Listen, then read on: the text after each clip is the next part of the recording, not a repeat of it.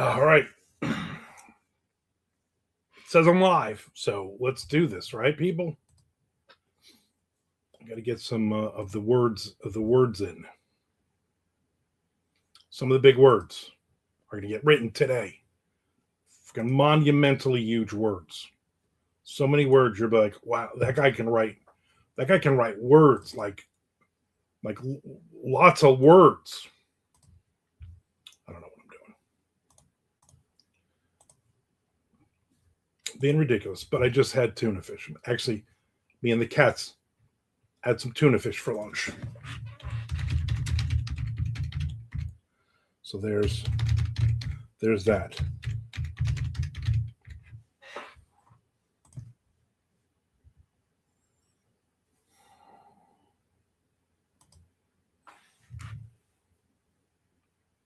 All right. I got a live viewer already. Welcome in. Thank you for viewing this live, as the kids say.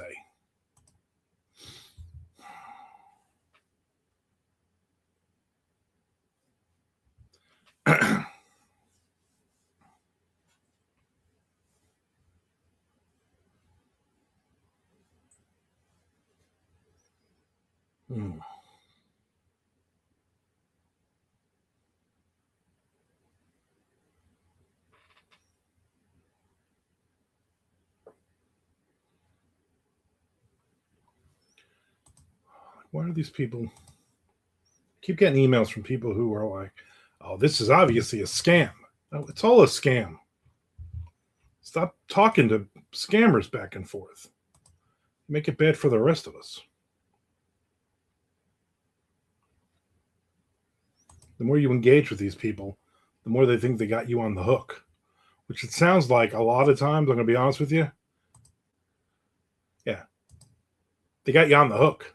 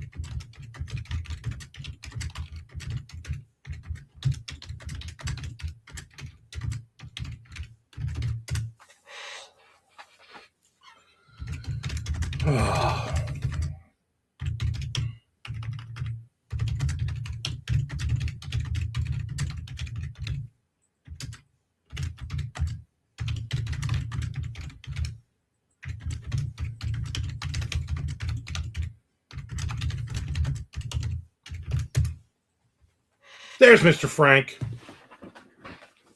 There There he is.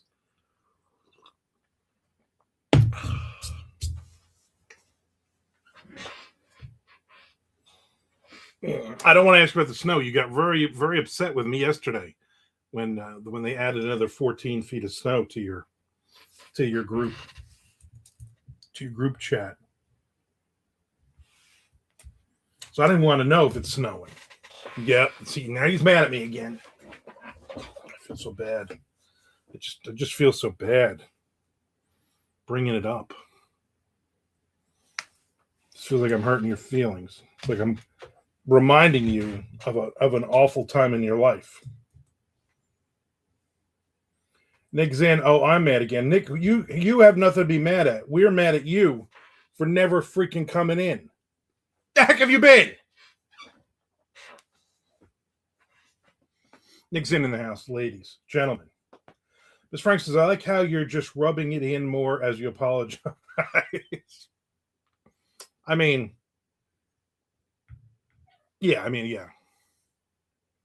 It's cold here. It's 48 degrees right now. 48 degrees. That is insane.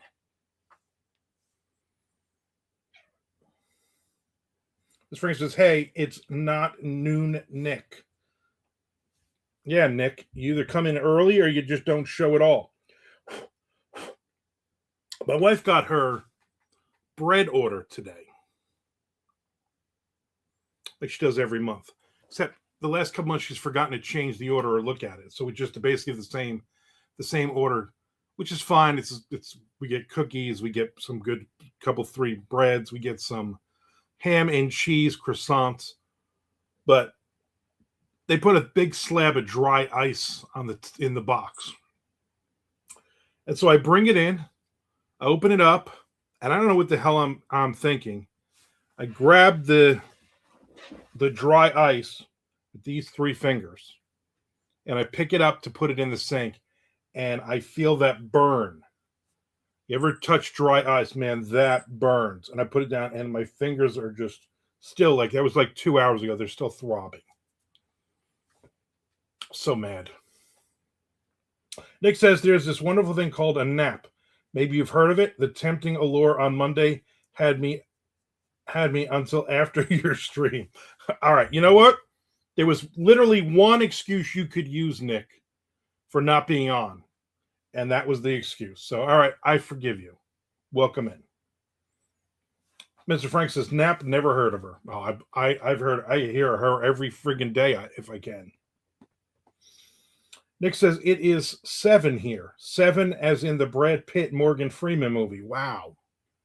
Then it should be SE and then the number 7, EN, in all fairness. Ms. Frank says, I've never touched dry ice. Don't. Especially when your fingers are also dry. Like normally what I'll do is I would wet my fingers and then I would take a dish towel and I would pick it up and I would put it in. The cool part is, like in that Scooby-Doo episode where they used dry ice on the pirate ship, then I put the dry ice pack in the sink and then I turn the cold water on it and then it billows.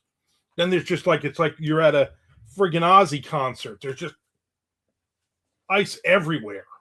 Or not ice, clouds. It's like clouds, cumulus clouds, something. Stalactites. I don't know.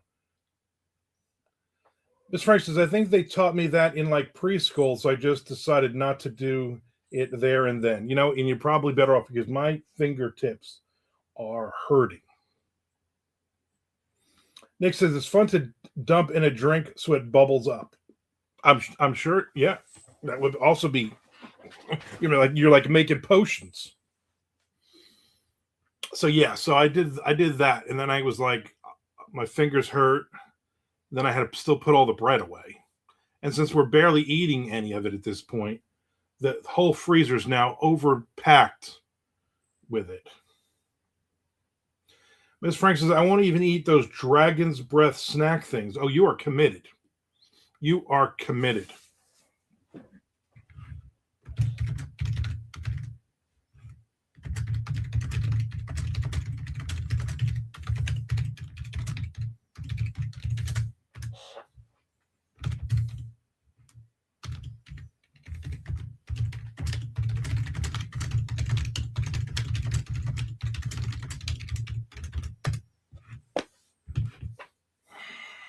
Seawall's writer in the house. Morning. What's going on? Shelly in the house. She says the freezer is just full enough. Actually, if you open the freezer right now, something is going to fall out of it. Guarantee. I did the push everything and then push it a little bit more. All right, it's balanced. Close the door, and I hear stuff hit the door. Miss Frank says, I'm committed, all right. Miss Frank says, also, where the heck is Peter Marsh? Yeah, Peter Marsh, working a job. Miss Frank says, Shelly. Shelly says, Mr. Frank. Nick says, time to turn that desk into a chest freezer. Nick also says, hi, Shelly. I mean, we have 2 refrigerator freezers and a deep freeze, but I like to keep stuff separate because the problem is when we throw stuff into the chest freezer, deep freezer, whatever you call it, then stuff tends to go towards the bottom. And we always talk about, oh, we got to go out there. We got to clean that out. We got to figure out what meat we have, what this and that we have, and we never do. So I try to keep it organized semi. The freezer in the kitchen is stuff that I will prominently eat. And then there's other things like she likes these, what do you call it? Bars. Things. I can't think of what they are. Anyway, she likes those. So there's like 400 boxes of those in there. Then in the other, Miss Frank says gold. And the other refrigerator is, it's getting a little warm here. And the other refrigerator is all the bread. Lots and lots of bread. Popsicles, thank you. Shelly says popsicles. She likes these specific popsicles. So there's like 400 boxes of them. There's even a box in with the bread, which doesn't belong there. That box of popsicles does not belong there. Shelly says hi to Nick. And in the other freezer, there is just random stuff in there. And somebody's like, oh, I want to eat this. I'm like, there's a giant box of cheese sticks. And I'm like, at some point, we got to eat some of these cheese sticks. I like cheese sticks. Throw them in the air fryer. I just have not. Mr. Frank says a popsicle is not a bar. It's shaped like a bar. Did I say bar? I don't know if I said bar. Ms. Frank says popsicles have a stick and a bar has liquor. Oh, let me write that down. That does make sense when you say it like that. And I'm doing my best to eat like we had those pretzels, those soft pretzels that you throw in the air fryer for like 4 minutes, 3 minutes. I ate the rest of the last 3 that were in there the other night. Nick Zinn says they have sticks. Yes. Ms. Frank says, stop being such a jerk, Nick. Yeah. All right, enough. We know they have sticks. Not sticks of dynamite like you blowing up half of Milwaukee. Nick Zinn says never. I was watching I think I was watching Monster Quest. This week's Monster Quest, Nick. And they talked about some monster that was in like eastern Wisconsin. But now I don't remember. Shay says, going to eat lunch. You boys have fun. Thanks for popping in. Keep this running. I need the hours. I'm up to 1,500 hours now, so I need 2,500 hours. Nick says, werewolf? Werewolf. Mr. Frank says, does the Snickers bar have a stick, Nick? Nick says, Bishop Ray Road is nearish by me. No, I don't think it was that one because I've seen that one on like every other show. I don't remember which one it was. Ms. Frank says, buy shells. And I got to look it up and see which of the monsters it was. Of course, I could be totally wrong. It could be on one of the other 97 shows I watch where they just regurgitate over and over and over.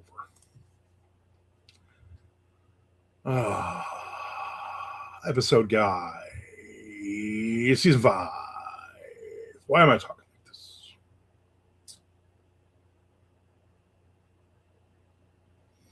Oh, these aren't even out yet. was this one.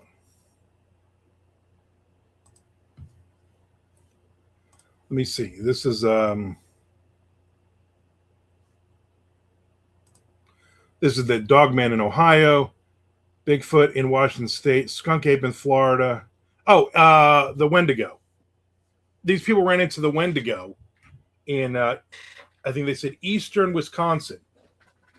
I didn't know you had the Wendigo. I thought there was a Canada. I mean, I guess you are part of Canada. I guess that counts.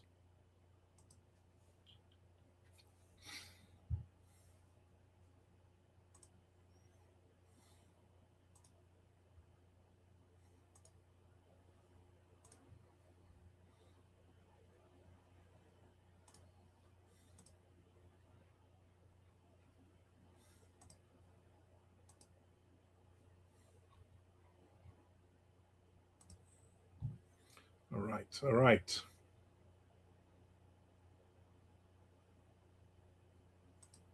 I gotta get some writing in too. We can keep talking. I'm gonna get some writing in as well. And I just put out a video about writing nonfiction books. So everybody watch that after the fact. Out across the street, I'm like, oh my god, there's something in there. The former pool table guy's house, but it's just the reflection of the Valentine's Day stuff that my wife put on the little free library, and it's reflecting off of their window. I'm like, there's something moving around in their house. I mean, I think one of them's home, so it might be anyway. Nick says, must be up north Wisconsin because no Wendigo in Milwaukee. They're allergic to dynamite. That makes sense. Wendigo is a pretty cool. I always enjoyed one of my favorite cryptids was the Wendigo. So I was glad to see it, you know? I mean, not to see it. Like, I didn't see it. I wasn't in Milwaukee walking down the street in Milwaukee near the ball field. And all of a sudden, oh my God, look in the parking lot, a Wendigo. And then it blows up, and then Nick Zinn laughs hysterically. How'd you kill the Wendigo? What'd you kill the Wendigo for?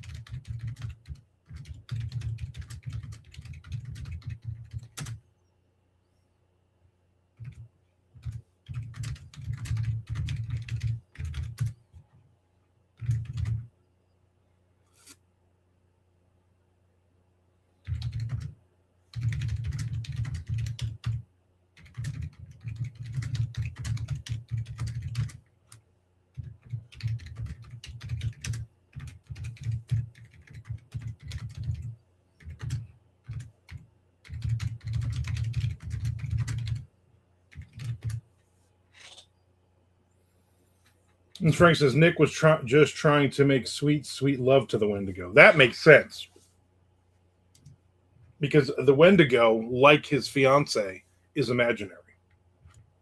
Nick says Valentine's Day, me and the Wendigo will be going to a fish fry with all-you-can-eat cheese curd buffet. That sounds delicious. Spooky Dad 9946 is in the house. He says hello. Hello back. Welcome in. We were just talking about the Wendigo.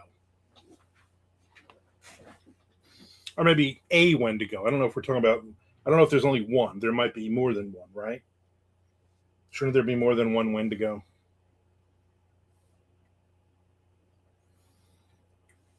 If it was a female, would they call her Wendy? I don't know.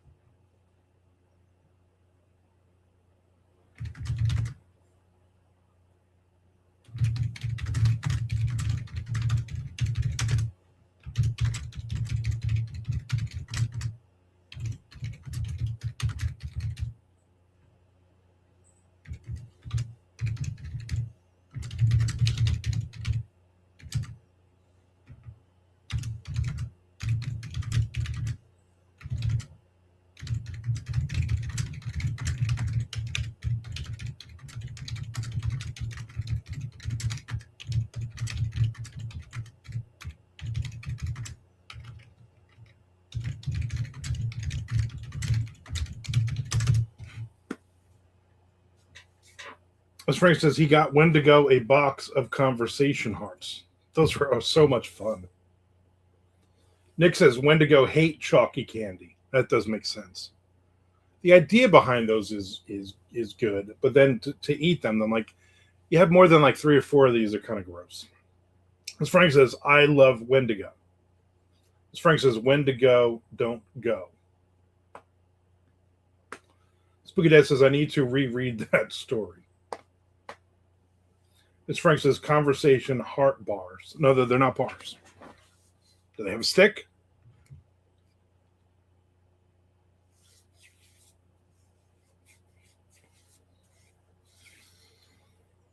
We need more Wendigo fiction and nonfiction. We need a good Wendigo nonfiction book to read. What we need is a good documentary, a Wendigo documentary. Nick says, wake me up before you Wendigo. I see what you did there. That's going to be my head all day. Miss Frank says, Nick spent all night inserting tiny little sticks in them. Well, yeah. Some of them he glued, which does not taste good.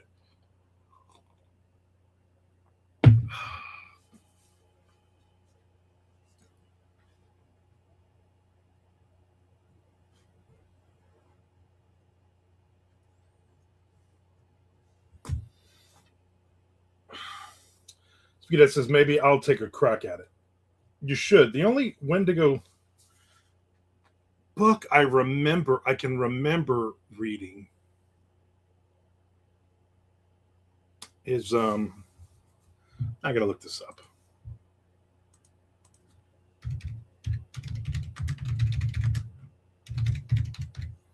I know there's a movie or two that I watched.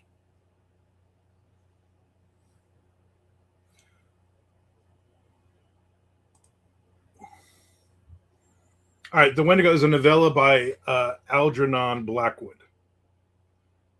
Published in 1910. I believe I've read that.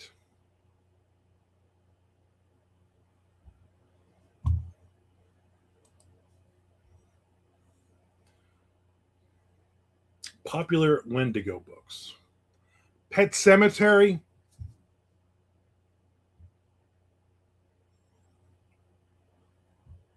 The Hunger by Alma Katsu. Those Who Came Before by J.H. Moncrief. There's one that I read that I liked and I can't think of. There's a lot of books called Wendigo.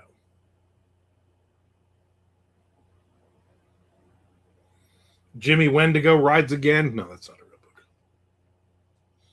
I'm trying to see something that I know the name. And I don't think all of these are going to be Wendigo books, too. These are just people. I'm on Goodreads, which is a problem. People just add every one of their books to every single list. So let me find it somewhere else.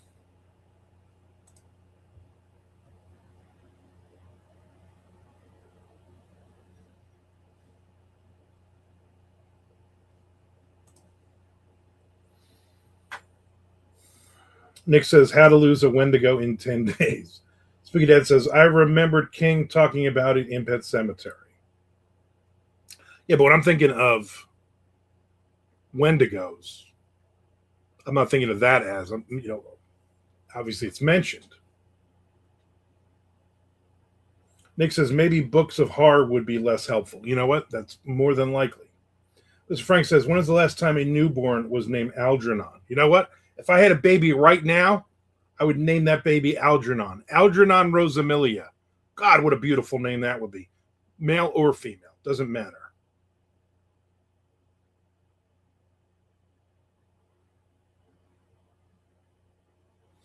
So there's a lot of people who are like, oh, this might be. I think this one was creatures, so you could call them. No. So I'm getting nothing. Bone White by Ronald Malfi. I never read that. I have no idea. Someone says Pet Cemetery. It's not apparent in the movie, but in the book it is. So Spooky Dad was right. Not that I doubted you at all. Totally doubted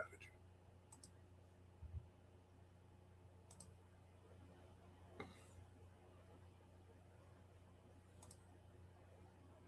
Let me see if there's got to be a list of them, right? Somewhere.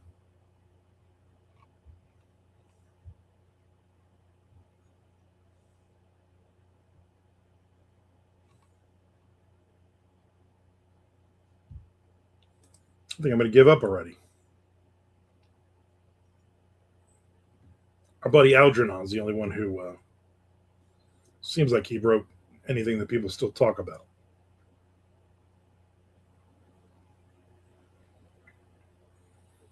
I don't know. All right, I'm done with that. All right, that petered out. As Frank says, I'd call him Ernon for short. I'd call him Algie. Algie, go get my slippers.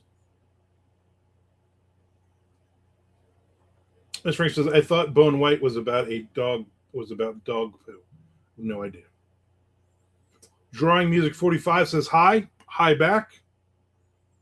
Nick Zinn says the Wendigo was angry. I'd read that. Hi, I'm Wendigo. I'd also read that. The Willow's my favorite. That is a great freaking story. I read that when I was very young. Loved it. And I read it maybe a year or so ago again. I'm like, I don't remember this. I've read this in like almost 50 years. Let me read this thing. 40 years. Still holds up.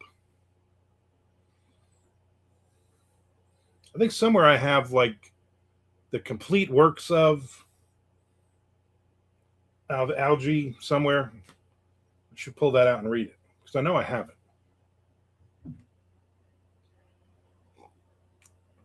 Willows is just creepy. Creepy good, am I right?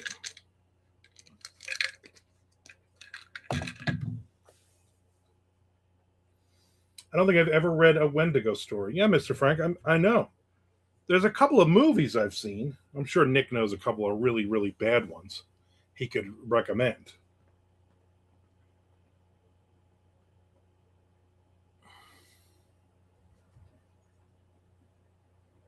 It is interesting, though. It's interesting to think about it, you know? Just think about it.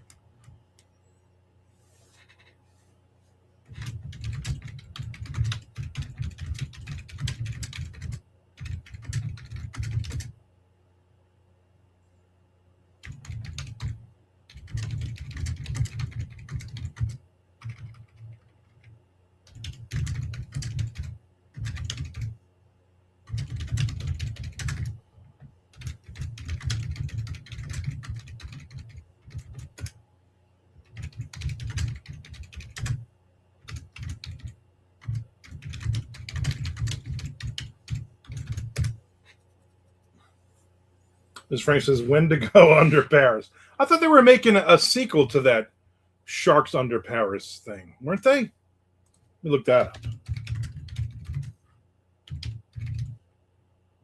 Sharks Under Paris 2. It's in development. Netflix following the massive success of the 2024 French shark thriller with director Xavier Gens and star Berenice Bejo returning. Expected to film in late 2025 or 2026. The sequel will follow up on the film's cliffhanger, likely featuring a post-apocalyptic, entirely submerged Paris.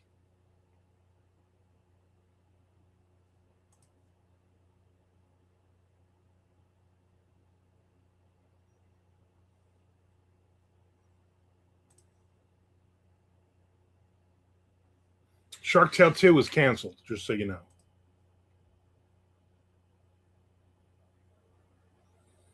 Everything it says they're getting a sequel, but I don't see anything past November.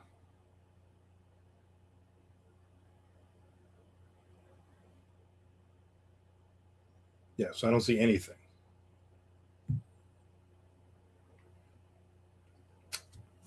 LinkedIn says Willy Wendigo and the Chocolate Factory, the Wendigo of Wall Street. This friend says massive success. They're saying they're using that not lightly. Mr. Nick is upset. What? No Shark Tale 2? No. Apparently not.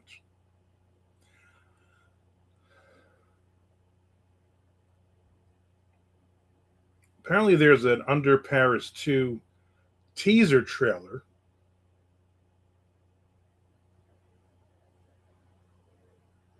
Yeah, these are like months ago. I want a new shark movie. Shark movies 2026. Let's see what we got.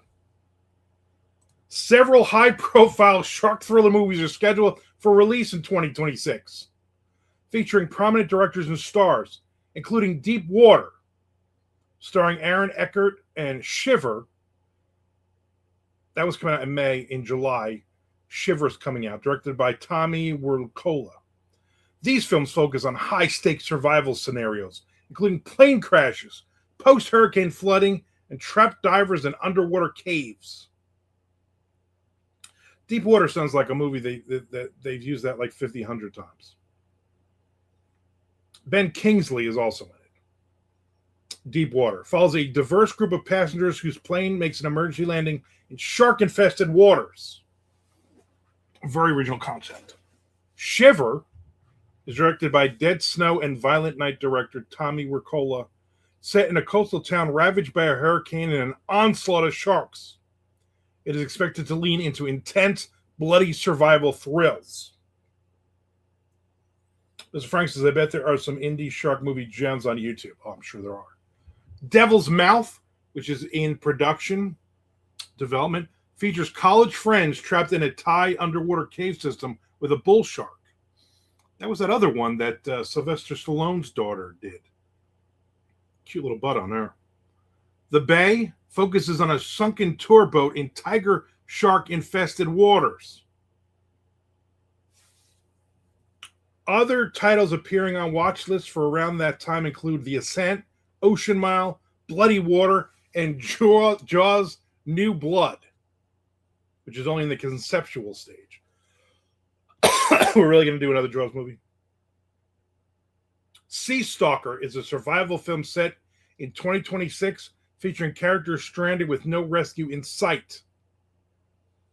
And actually, if you look up Shark Movies 2026, there's a Shark Movies Coming 2026 trailer, which I'm not going to play.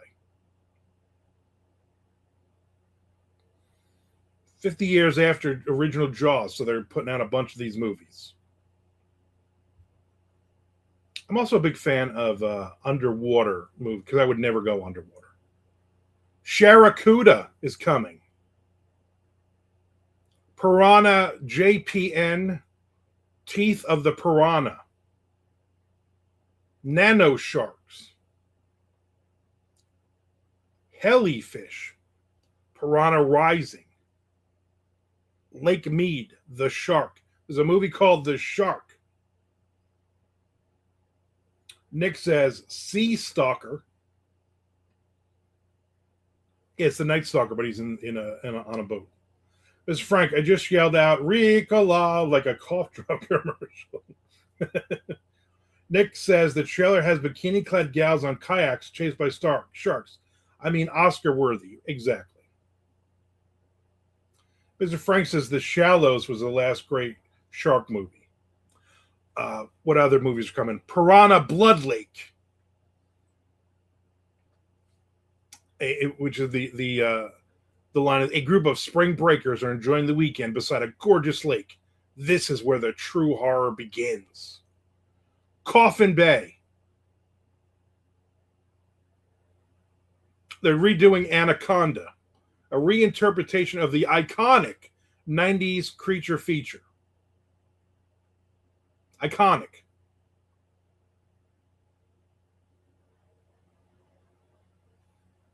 Titan, which is like Predator in the Amazon, which is, I think, where that was. Ocean Mile. What? It says they're redoing Creature from the Black Lagoon.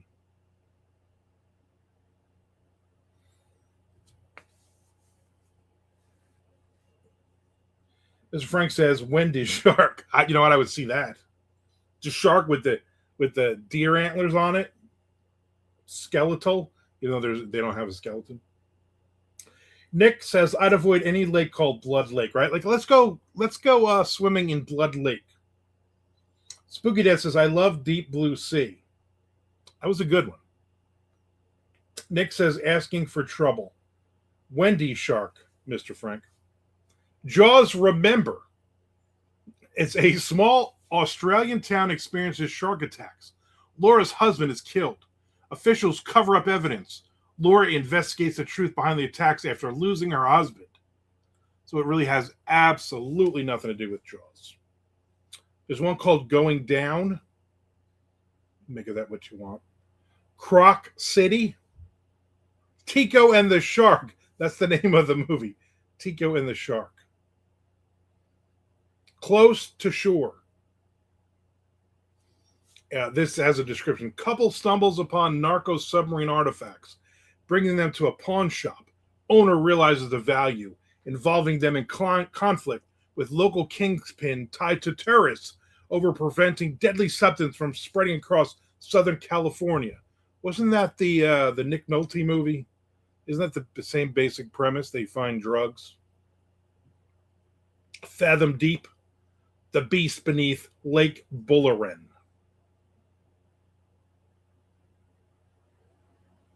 Mandalay Bay. Hammerhead Shiver. Mermaniac. Mermaniac. Hammerhead. First Attack. Alligator, a.k.a. Gargator. Crab Island. It's a group of people land on a small unsettled island to find out it's currently inhabited by huge crabs. There's just so many. I keep going. We're into the 70s now of anything in production or that's out. That's shark movies. We're over 100 now. Mantopus.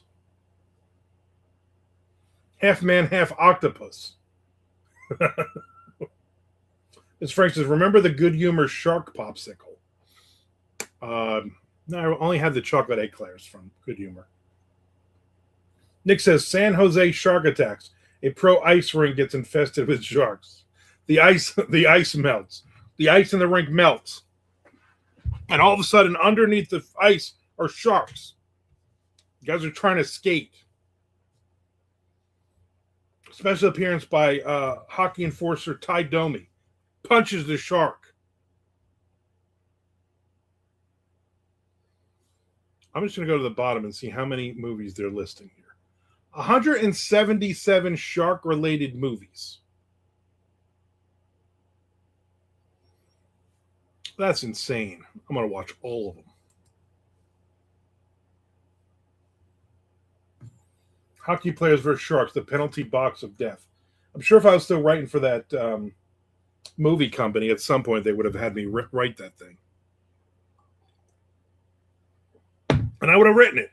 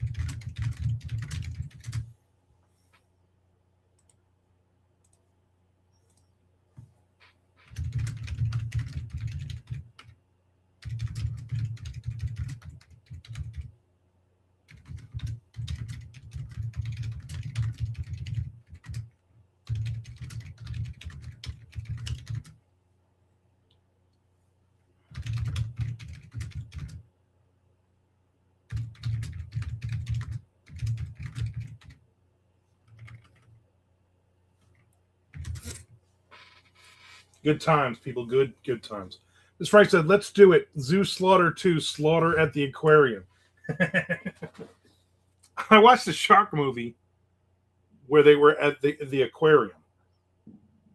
And the power goes out, and then some guys start trying to rob the place and shooting, and then he shoots the shark tank, and it explodes, and then the whole aquarium is flooded, and the shark is just swimming around. This awful CGI shark is just swimming around eating people. Classic. Can't remember the something Death of the Aquarium or some weird thing like that.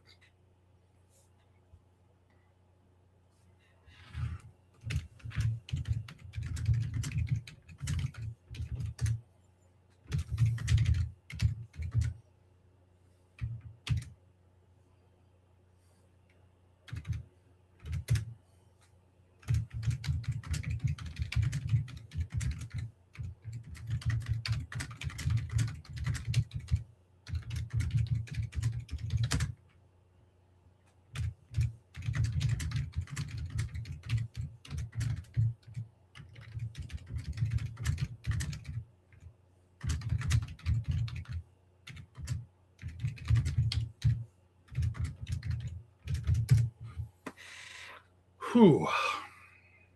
I'm not getting a lot of writing in today, in case you didn't know. Sharkquarium, Mr. Frank says. Exploding sharks, Frank. Exploding sharks. First line, the sharks had exploded.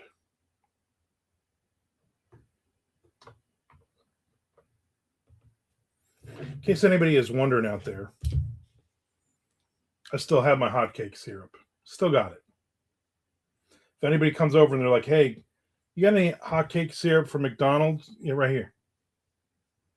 I wonder if this is any good. I would imagine this lasts 1,000 years, right? It's not open or anything. Hasn't been compromised.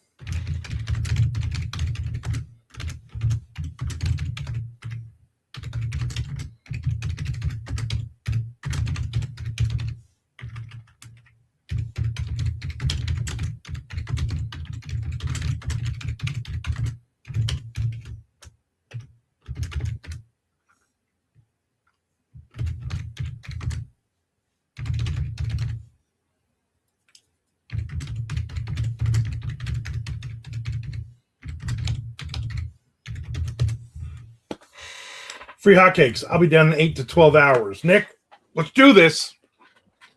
My wife made some hotcakes the other night, although we call them pancakes here. We don't live in the land of Ed Gein, who makes hotcakes. It's probably part of the problem with him, to be honest with you. I think like Denny's or IHOP, one of those is doing the all-you-can-eat pancakes thing for $5. Like, how many pancakes can you really eat? You know? I mean, literally, how many can you eat? I'm asking a question.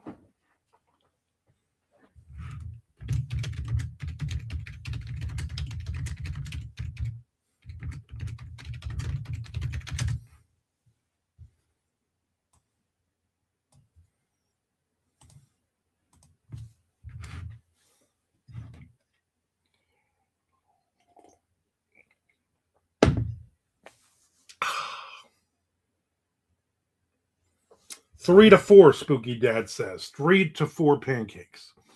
I could eat way more than that. Way more as in maybe 8.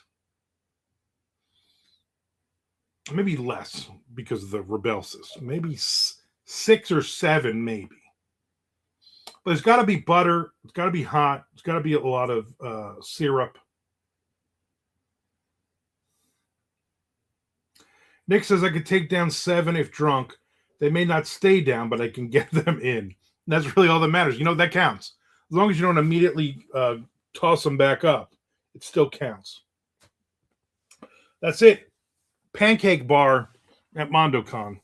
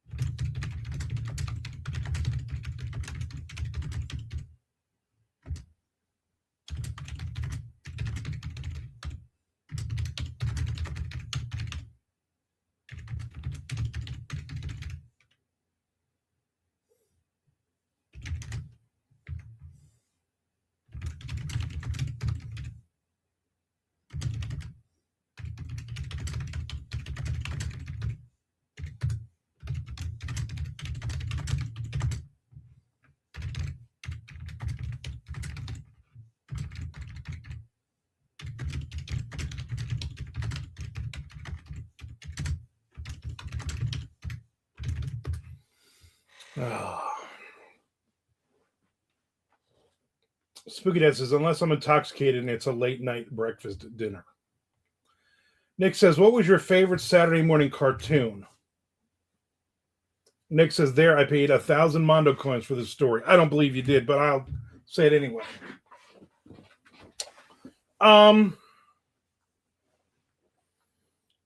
We watched me and my brother watched all of the classics. We watched the Bugs Bunnies. We watched the Road Runner. We watched all of those. I was a really big fan when the Dungeons and Dragons cartoon came out. Even back then, I was just like, this is dumb, but I'm going to watch it because I'm a geek and just Dungeons and Dragons. When my dad was up with us on a Saturday morning, when he wasn't forcing us into child labor out in the yard, picking weeds or building stuff or whatever, he would get excited when Underdog was on. He was a big fan of Underdog, that cartoon, so we would watch that. Hong Kong Phooey, also great. Any of the Seals and Crofts shows, like Sigmund the Sea Monster, we would watch that. We would watch pretty much whatever was on, faithfully every Saturday morning. As Frank said, did you like the floaty guy? Who's the floaty guy? I don't think I ever watched the floaty guy. Land of the Lost. Loved Land of the Lost. We would watch that. And then we would make the slee stack sound all freaking day and annoy my mother. Nick says, those are terrifying. I catch them once in a while on an odd channel like HR Puff and stuff. Yeah, we would watch all of those. Those were great. We would get up like super early because, you're kids and you don't realize how precious sleep really is. So we'd be up at like 5, 6 o'clock in the morning on a Saturday. And we'd turn the TV on really low. You didn't want to wake my mom up, which she would kill us. We also didn't want to fight. We would each make a bowl of cereal, sit in front of the television, and we would watch those shows. If Underdog was on, my dad would be in there watching it with us. And that was great. I mean, those were just some great cards. We just randomly keep turning the channels. What do we have, like 6 channels at that point in our lives? We would just be like, turn the channel, your turn, turn the channel. Let's see what's on the next channel. And then at about 11 o'clock or so, both my parents would be up, and then they would go food shopping. They would go to Food Town. Miss Frank says, the floaty guy from the D&D cartoon. Wasn't there a floaty guy? Maybe I'm thinking of He-Man. It's all loincloths and dragons, bruh. Yeah, I think you're thinking of, I don't remember a floaty guy offhand, but I know there was one in He-Man. Yeah, we would watch He-Man. Orko. Nick said. Mr. Frank said D&D had the weird bald fella. Hey, don't call me weird. Nick says He-Man Frank. Chad Lesky says afternoon. Tubi has Thunder the Barbarian on there now. We would watch that as well. Nick says, there we go, Chad. Yes. So we would watch all the cartoons till about 11 o'clock, and my parents would leave to go food shopping, and they would say, do not fight, do not watch wrestling. We would immediately find wrestling, and we would beat the shit out of each other until about 12:30, 1 o'clock when they would come home, and then we'd be all red and bruised up, and we would act like we didn't do anything, and then we would make ham and salami and cheese sandwiches for lunch. Yeah, wrestling would find you, Nick is right. Mr. Frank says Thundar is second only to Captain Caveman. Yeah. But I don't think there wasn't like a specific cartoon that we watched that I loved more than any other ones that I couldn't wait for. Like Bugs Bunny is just classic. And of course, back when we watched Bugs Bunny, they showed all the good stuff, like them beating each other up and stuff. You know, those were some good cartoons. I didn't beat up my brother because we watched Bugs Bunny. I beat up my brother because we watched Ric Flair. Woo! Chad says Thundar and Johnny Quest had violence, and the bad guys would get shot and die. None of this missing bullets BS. Exactly. That taught you how to really live. Those shows taught you that this is the nitty gritty out there. This is what real life is about. Cartoon drawed. Yeah. So many great cartoons. I gotta look this up because now I know I'm missing something. Saturday morning cartoons of the 80s.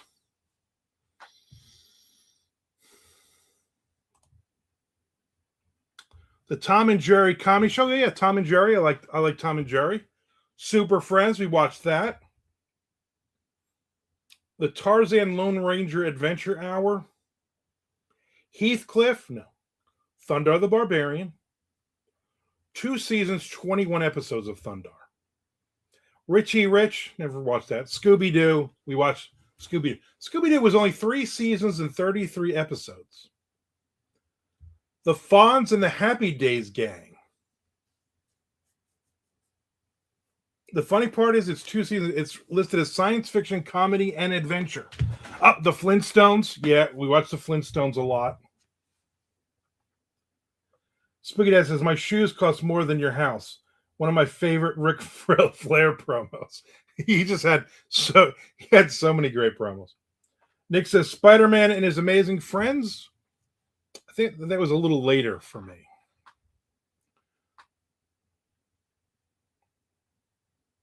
No, that was 81 to 83. 3 seasons, 24 episodes. The Kids Superpower Hour with Shazam. Shazam! Trollkins. There was a Laverne and Shirley cartoon. Gilligan's Planet. Come on, guys. Shirt Tales. The Gary Coleman Show. Incredible Hulk. You always got to watch the Hulk. Mork and Mindy, Laverne and Shirley, The Fonz Hour. Went for 1 season, 27 episodes, the cartoon series. Pac-Man. I did not watch the Pac-Man cartoon. The Scooby and Scrappy-Doo Puppy Hour. That's Scrappy-Doo. Why'd you do that? He-Man and the Master of the Universe. 2 seasons, 130 episodes. That's a lot of episodes. G.I. Joe, A Real American Hero. I never really watched that. 2 seasons, 95 episodes. Alvin and the Chipmunks. Dungeons & Dragons was 3 seasons, 27 episodes. That does not seem like a lot of episodes. Mr. T. I never watched Mr. T. Spooky Dad says, I quote Dusty Rhodes almost every day. I hope you say it in Dusty's voice, too. Chad Lesky, Davey. Oh, I love Davey and Goliath. Davey. I used to do that all the time. Nick says, I remember the Laverne and Shirley one. They were in the military with a pig for a drill sergeant.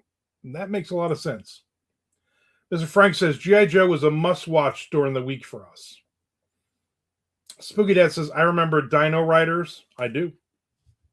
You got to say it in his voice. The Charlie Brown and Snoopy show. Dragon's Lair. That went one season, 13 episodes. I remember when the game came out. Everybody had to go do that. Pink Panther. Super Friends. Muppet Babies. I never watched Muppet Babies. That was out when I was like 15 years old, so no. The Transformers. I never really watched the cartoon, but I read the comic book. Thundercats. Disney's Adventures of the Gummy Bears. I do remember Hulk Hogan's Rock and Wrestling cartoon. Good stuff. Pound Puppies? No. Teen Wolf? No. The Real Ghostbusters? No. My Little Pony? Dennis the Menace? No. Fraggle Rock? No. Now we're getting into the later ones. I never watched. I was DuckTales. I was 17, 18 years old. Alf, the animated series. Teenage Mutant Ninja Turtles.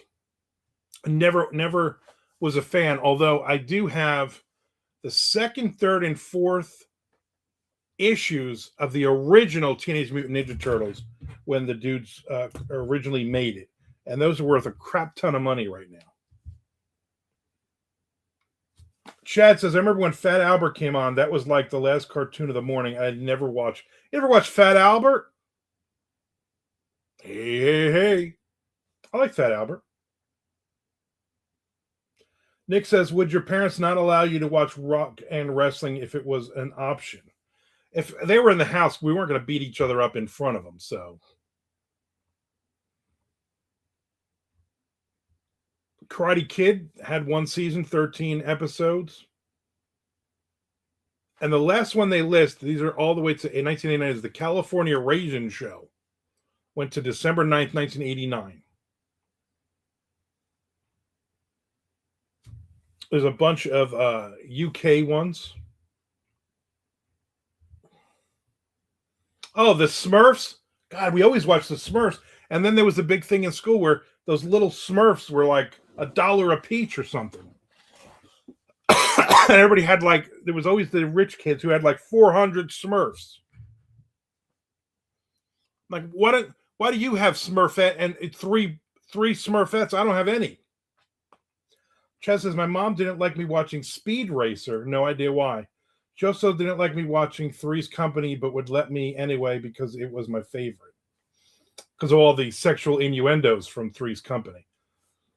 Speed Racer, she probably didn't want you to drive fast. Nick says, oh, I hated those Smurfs. My brother was a huge fan of watching the Smurfs.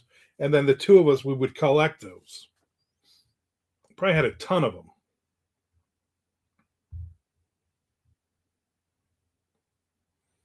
Bernstein Bears, Care Bears.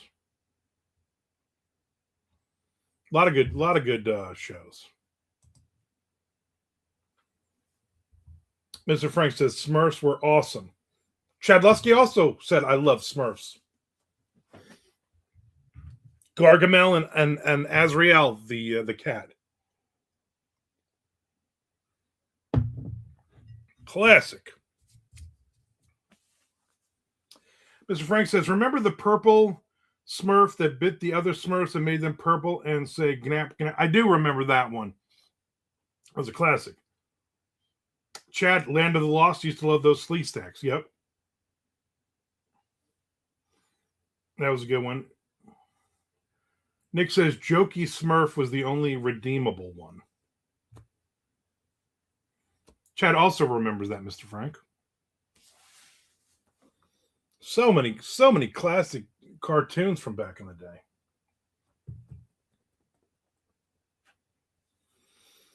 I used to watch, I think it was the first, whatever it was, the first from ported over from Japan was Star Blazers. I think you can find them all on YouTube or buy them for like a lot of money. Star Blazers, G-Force. There was another one in there. We used to watch those with the the precursor to all this Yu-Gi-Oh manga anime stuff.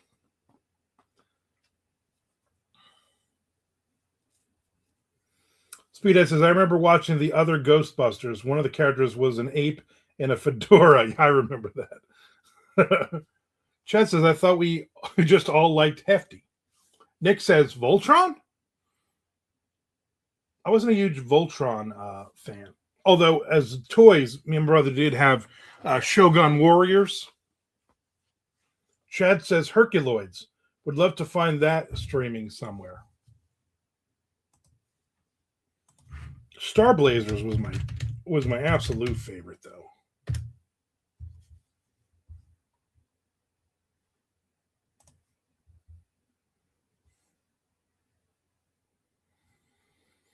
The Star Blazers is partially available on YouTube.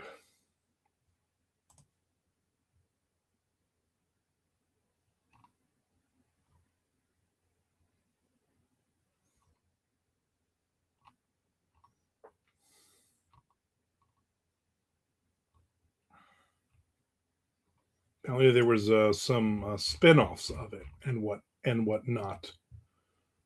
3 seasons of it.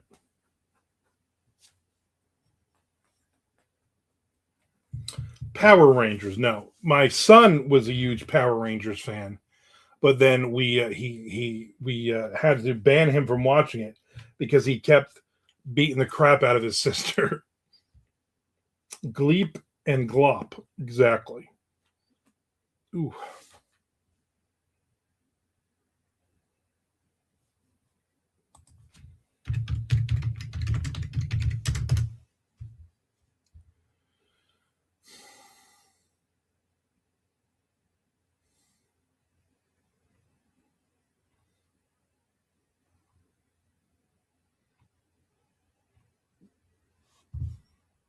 A lot of good stuff. A lot of good stuff. Barney, yes. Speaking of good cartoons.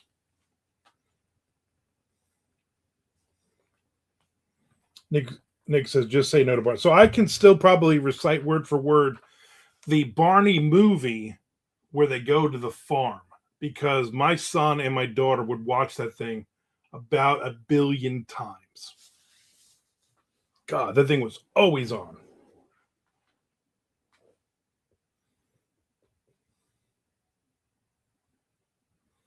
Crazy. Hopefully that gets a big comeback at some point. The only Barney I like is Barney Miller.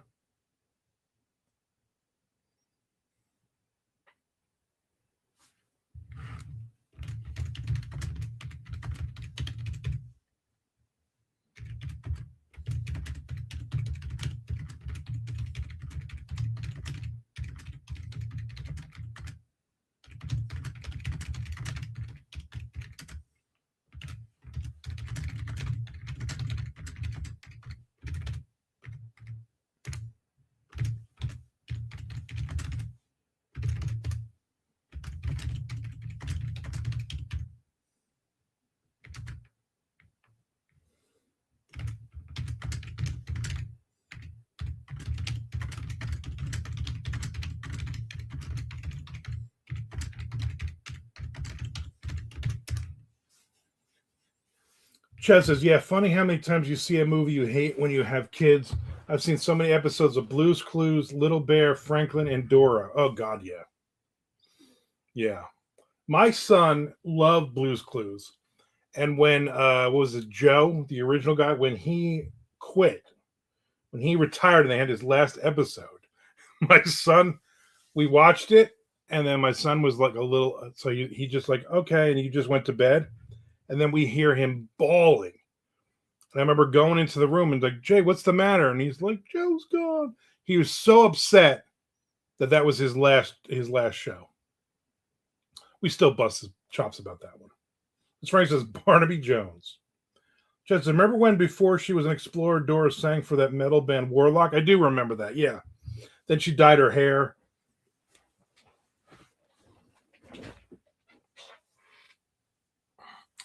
That all we are song that really makes no sense. Nick says, and that ruined your son's life. You know what? You can trace all the bad things he's done in his life up until this point, and it comes down to that. Nick says, everything downhill from there. Yeah, that was pretty much my son's peak. It got up to 51 degrees here, so it's heating up. It's heating up. I will probably open some windows. Chad Lusky says, I saw Warlock in concert in Doro's Prime. Nice. Did you see them headlining, or did you see them like opening for Motorhead or Manowar or somebody? Somebody that starts with an M.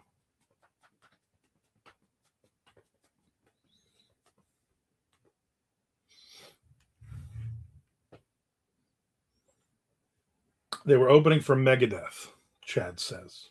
There you go. I never saw Doro or Warlock in concert.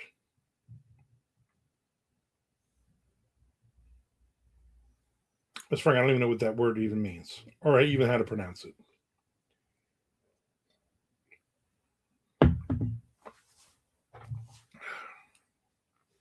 A watch is charged.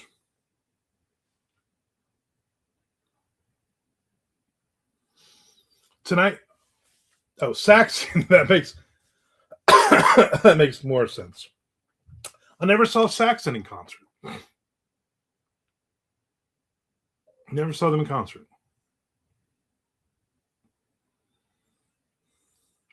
I mean, there are a ton of bands I never saw in concert. There's a lot of bands I did see.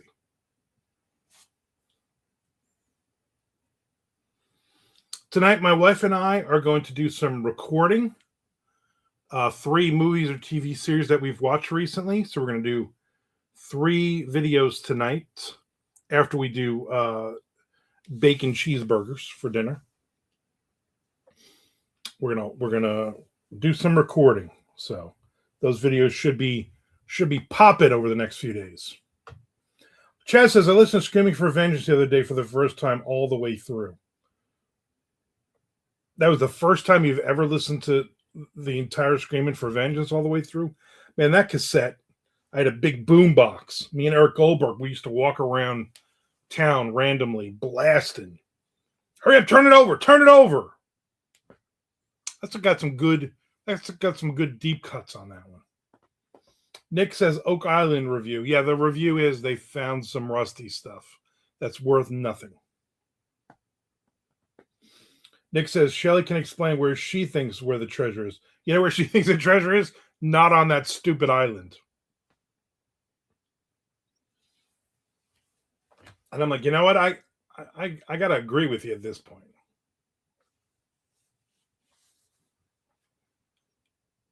But yet I'm still gonna watch it, right? I guess there was an episode last night, so I gotta watch that one.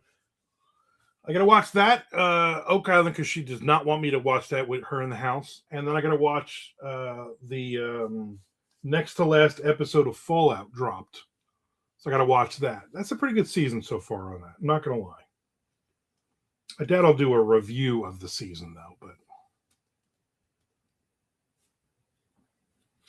we're gonna be reviewing the TV series His and Hers with John Bernhal, whatever his name is, the Punisher dude. That was all right. We're gonna be doing Black Rabbit with Jason Bateman. That was all right.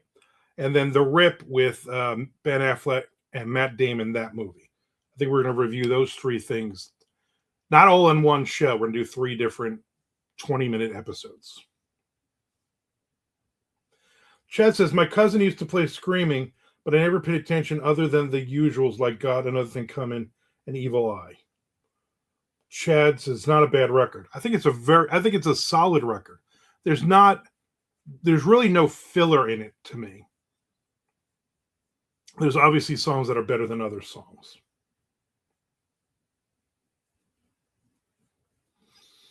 Nick says, "Oh yeah, I have to finish The Rip." I'm not sure why anybody starts something and doesn't finish. You and Mr. Frank do that. That would drive me nuts. In my mind, I'd be like, I got to finish this movie. Chad Lusky says, I watched your Red Tomato review. I could tell by the cover of the book that it might be something I. Oh, it's definitely a Ron Rash esque book. All of Daniel Woodrell stuff is. If you like Winter's Bone, it's basically it's like these people could live next door to each other. It's a really good. It's a really good book. It's more of a yeah, that's what it is. I think you would like that, Chad. It's not a long book either.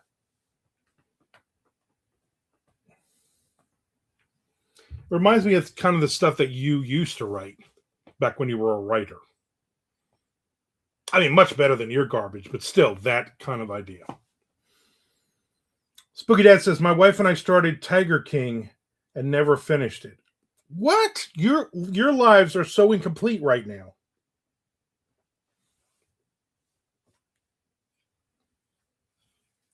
I think the lawyer, his lawyer, still in one of the buildings my wife used to manage down here in Jacksonville. That guy was a jerk.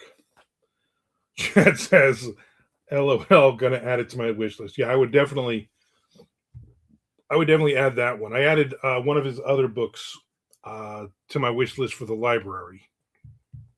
Although I can't have too many because they're changing it on February 1st, where you can only renew a book 2 times instead of 5 times now. Because apparently a lot of books. I have 2 books that have been on hold for like, I don't know, 6 months. And they're not even like brand new books, I don't think. It's just that people never bring anything back. Plus, there's no fines. Since COVID, we haven't had late fees.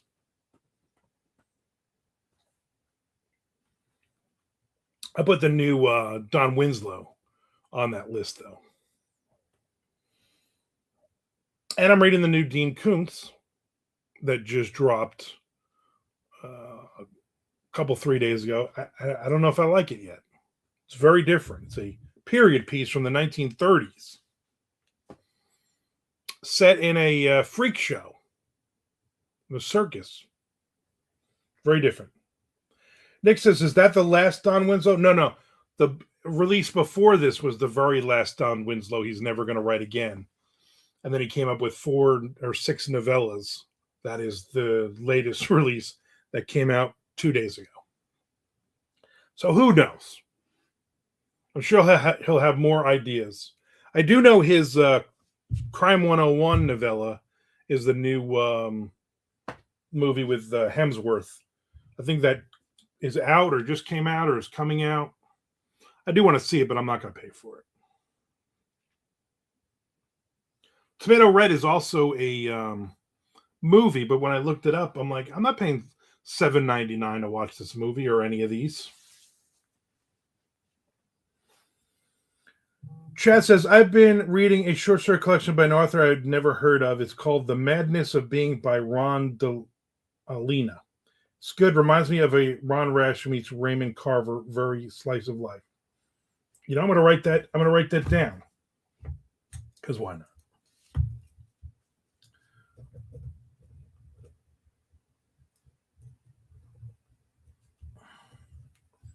You haven't steered me wrong yet, Chad. And I'm going to tell you right now, do not steer me wrong. Steer me not wrong is what I'm saying. I don't have 80,000 things. Basically, I got to do probably for Saturday, I got to do one, my February read. So I picked 5 books for January. I read 4 out of 5. And to be honest, I started the 5th one and it needs an edit. I'm like, this person put this book out. And while I was excited to read it, and I met the author, and I'm like, I'm gonna finish this Dean Koontz book. That'll be my 5th book. But I'm gonna pick probably only like 3 books for February, just to play it safe. I could probably squeeze in 4, but I'm going to do 3. And then anything over that I read, I'll still do book reviews on all of them. But I appreciate everybody watching my reviews and my other videos. I put out a new video this morning about writing nonfiction books. So I think that's about half an hour long.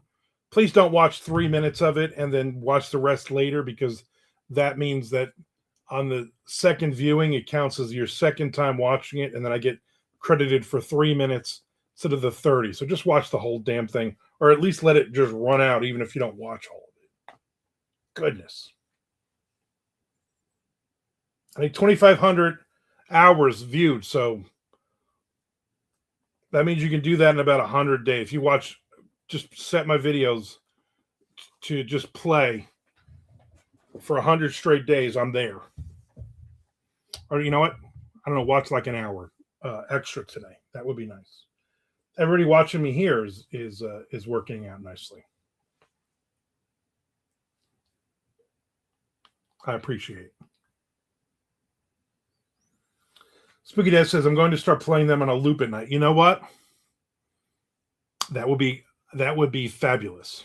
I would really appreciate that. Just set up a queue and just run them. You can watch each video 3 times and it counts. But they don't want you to watch them 3 times in a row. So spread them out. Chaz says, I'll just let them play in the background with the sound off. You know what? I would appreciate that.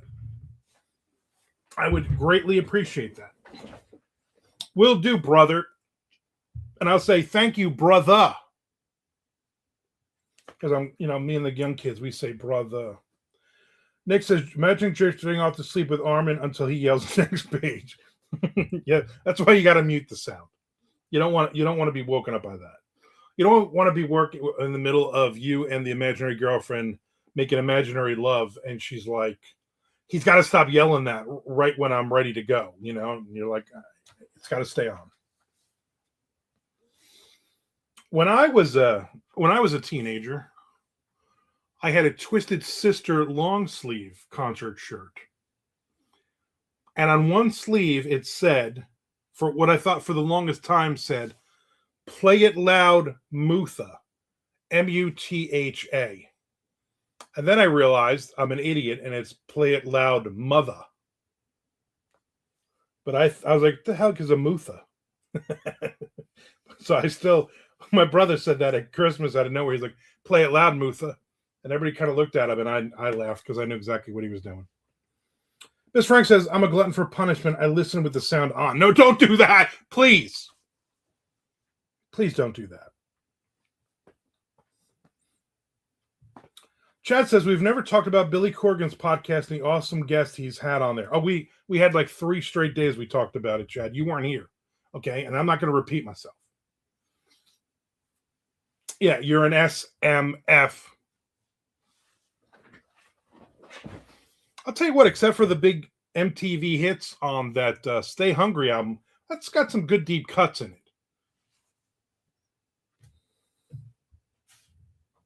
I mean, Under the Blade and You Can't Stop Rock and Roll by Twisted Sister are, I think, solid albums. And then they got into all the jokey stuff and all that.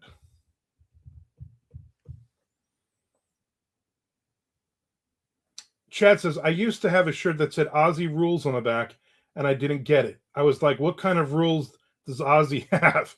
You know what rules Ozzy had? No rules.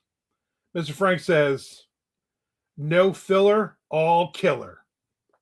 That sounds like one of the things they would splash on a Dokken album. I remember that first Dokken album. Dokken rhymes with rockin'. There was a kid, Eddie Park, would say he would call them Dokken, and he would also call them Motley Crue because of the umlauts. Be like, no, that's not how that's obviously it's Motley Crue. He was also a pitcher for the baseball team in junior high, and he would always walk around gripping a ball like this. He'd have the ball in his hand. He'd be like Motley Crue fastball. I don't know why you just remember really dumb things. Man, I got to use this. Somebody better pay for this. My back is itching. Ooh, right there. Ooh, right there. Ooh, that's the spot. That's the stuff that dreams are made of.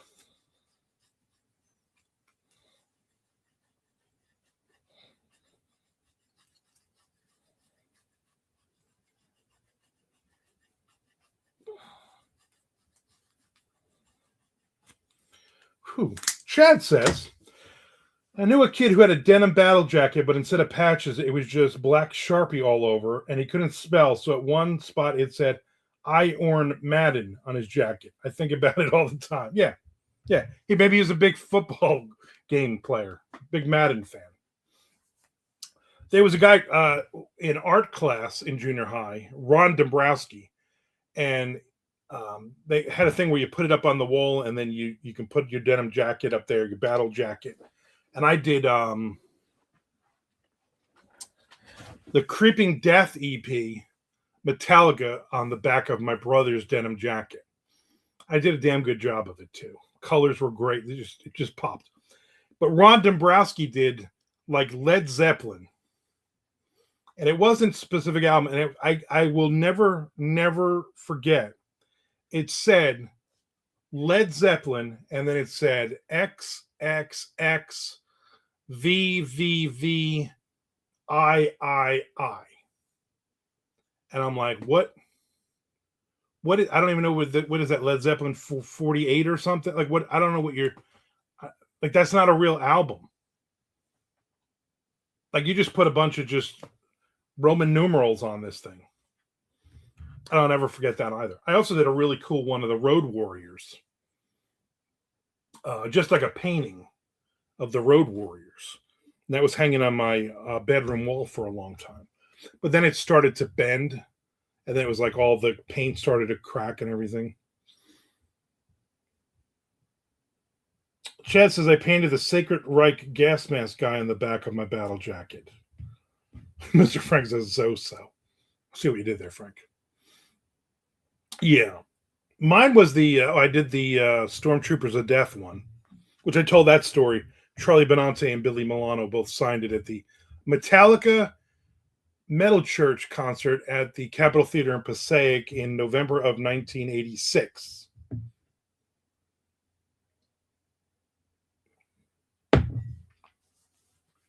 I'm going to do a video at some point about my love of music and how I incorporate it into my writing as well.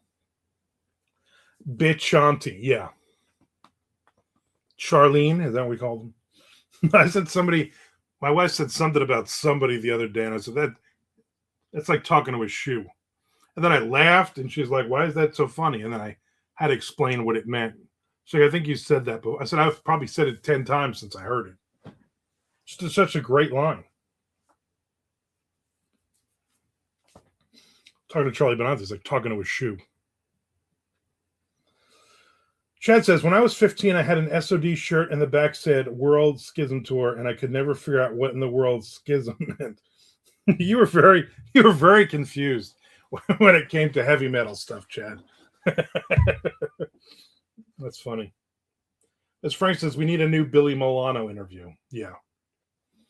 Yeah, the world needs it, not we. The world needs that. Ah, Billy. Classic. Schism was one of Ozzy's rules. That makes sense. Chad says, I agree, Mr. Frank. I remember painting one of the King Diamond albums for somebody on the back of their jacket. And they paid me like $25 or something. I was actually pretty good. I would make sure the colors were just right. Acrylic paint, you'd mix some colors together and stuff. It was pretty good. It was a lot of fun. Where have you been?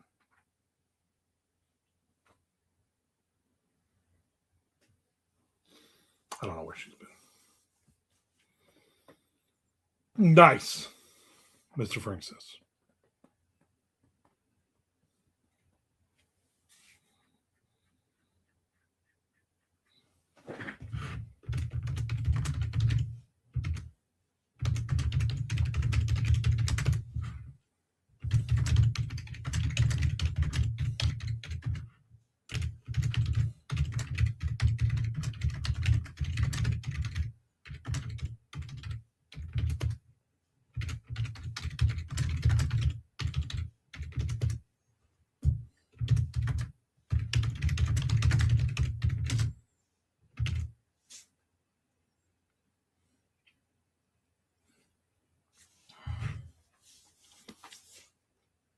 I need somebody to give me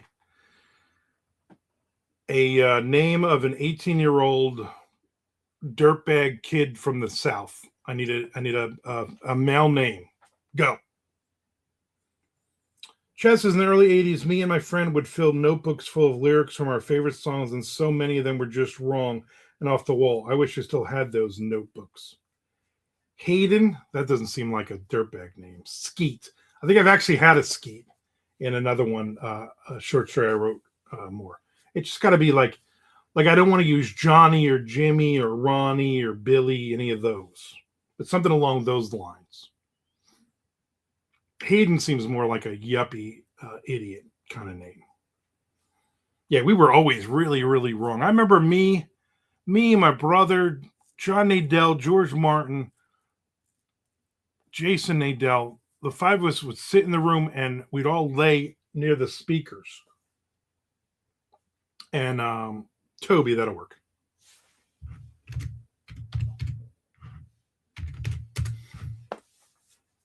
Farfig knew I've used that already. And we would put like a Billy Squier album on, and somebody would write the lyrics down in a notebook, and we would never get them right. There was always one line in every song. I remember the line. I think what song is it? It's the real line is to avoid an unpleasant scene. And we swore it was to a boy in a mezzanine.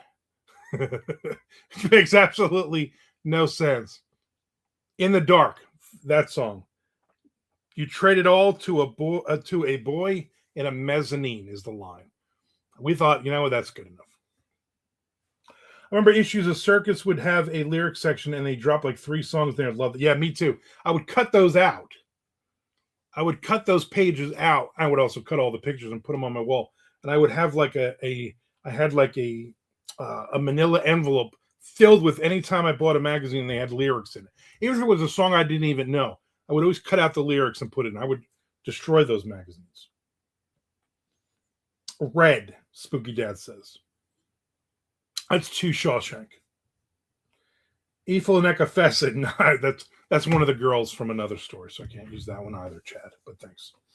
Now we're gonna go with Toby. It fits the story. Tobias.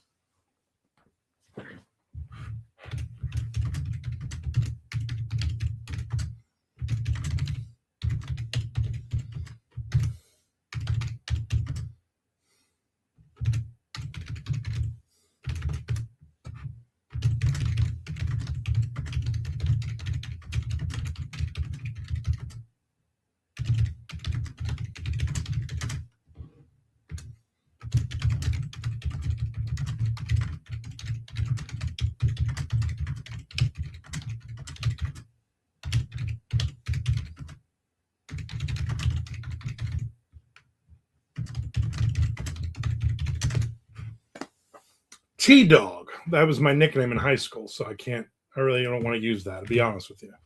That would be a conflict. People be like, is this story about you?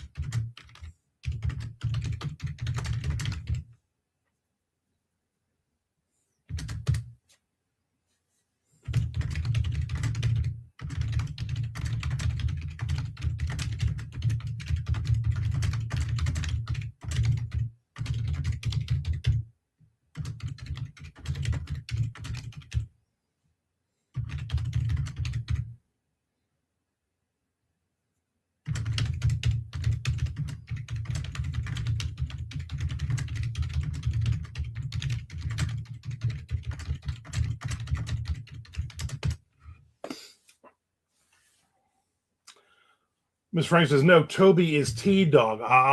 That makes sense. His best friend Algernon calls him that. All right. I might be able to put T-Dog into this, so that might work. Nick says, going to lunch with the Wendigo. Fingers crossed will be an item after. Good luck, Nick. Good luck. I'm going to wrap this up in about a minute anyway. So thanks for hanging up. Thanks for hanging up. I will not be on tomorrow. I have I'm going to lunch with the filmmaker, horror author guy, Chris. We usually hang out for 3 or 4, 7 hours. Then I have therapy, I believe. I will be back Friday. Positive Friday coming up, people. And also, watch all my videos. Again, I'm not telling you to do this. I'm just, if you put it on, if you set up a queue with all of my videos and then you hit the mute button and you let them run for like 15, 20 hours, I'm not going to be upset about it. I would appreciate it. Bye, Nick. Chad says, good talk, boys. Have a good day. You have a good day too, Chad. It was fun reminiscing with you about reminiscible things. All right, everybody, I'm out of here. Thanks for hanging out. I will see everybody. Hopefully, I will see everybody Friday. Thanks for the new people coming in, and hit that subscribe button. Yeah, Tomato Lake, Mr. Frank says.